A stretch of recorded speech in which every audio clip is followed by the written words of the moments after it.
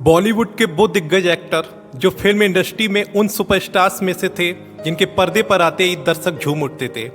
एक ऐसे एक्टर जिसने 3 जिंदगी जी। कभी सफल एक्टर रहते हुए दुनिया से मोह भंग हो गया तो आश्रम में सन्यासियों की जिंदगी गुजारने लगे। कभी राजनीति में अपनी एक अलग छाप छोड़ने वाले अभिनेता रहे। हम बात कर रहे हैं सुपर हिट फिल्म मुकद्दर के सिकंदर के अभिनेता विनोद खन्ना की, जिन्होंने सिनेमा में बतौर विलेन शुरुआत की थी। 6 अक्टूबर 1946 को पाकिस्तान के पेशावर में जन्मे विनोद खन्ना ने अपने करियर में एक से बढ़कर एक हिट फिल्में दी।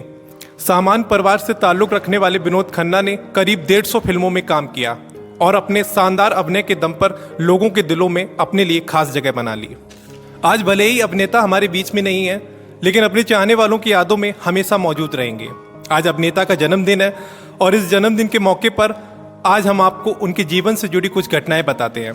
बता दें कि विनोद खन्ना के पिता का कपड़ों और केमिकल बनाने का कारोबार था। बंटवारे के बाद उनका परिवार पेशावर से मुंबई चला आया। फिर यहीं विनोद खन्ना ने अपने स्कूल की पढ़ाई पूरी की और फिर साल 1957 में परिवार के साथ दिल्ली आ गए और बाकी की पढ़ाई दिल्ली में पूरी की। विनोद खन्ना का फिल्मों में शौक था तो कॉलेज के लिए जब वह मुंबई गए तो कॉलेज के दौरान ही थिएटर ज्वाइन कर लिया।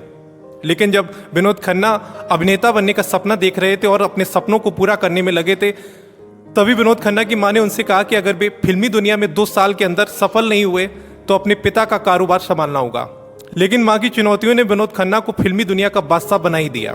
दरअसल विनोद खन्ना ने साल 1968 में मन का मीत से बॉलीवुड में कदम रखा और खलनायक के रूप में नजर आए।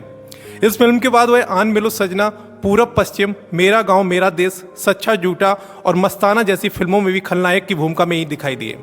लेकिन कहते हैं ना कि किसी चीज को आप अगर शिद्दत से चाहो तो पूरी कायनात तुम्हें उसे मिलाने में लग जाती है।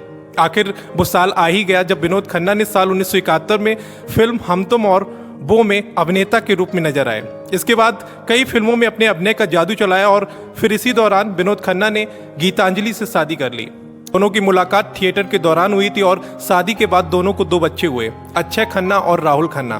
दरअसल 70-80 के दौर में अमिताभ बच्चन अपने करियर की ऊंचाई पर थे और विनोद खन्ना को उनके टक्कर का माना जाता था। विनोद खन्ना हर तरह से सफल थे, लेकिन उन्हें अपनी जिंदगी में खालीपन महसूस होता था। दौलत, शोहरत, परिवार सब कुछ था, लेकिन खुद को जानने की बेचैनी भी थी। वहीं माँ की मौत के बाद वो बिल्कुल टूट से गए थे। ऐसे में अचानक उन्होंने शोहरत को पीछे छोड़ संन्यास लेने का फैसला लिया और अमेरिका में आध्यात्मिक गुरु ओशो के आश्रम चले गए। जब वह भारत लौटकर आए तो गीतांजलि से उनका तलाक हो गया और फिर साल 1990 में उन्होंने कविता से दूसरी शादी कर ली। बता दें कि विनोद खन्ना का निधन ब्लड कैंसर की वजह से हुआ था। अभिनेता ने काफी समय तक अपनी बीमारी को परिवार से छिपा कर रखा था। उन्हें 6 साल पहले ही ब्लड कैंसर का पता चल गया था, लेकिन वह इसे ठीक कराने के लिए कुछ नहीं कर पाए। 6 साल तक जर्मनी में उनका इलाज भी चला, यहाँ तक कि सर्जरी भी हुई, लेकिन उन्हें बचाया नहीं जा सका और 27 अप्रैल 2017 को दुनिया से अलविदा हो गए। विनोद खन्ना भले ही आज हमारे बीच में नहीं है, लेकिन उनके चाहने वाले विनोद खन्ना को कभी नहीं भूल पाएंगे। विनोद खन्ना के जन्मदिन पर उनकी कौन सी फिल्म आपको सबसे ज़्यादा पसंद है? आप हमें कमेंट सेक्शन में जरूर बताएं और हमारे चैनल को सब्सक्राइब जरूर कर लें।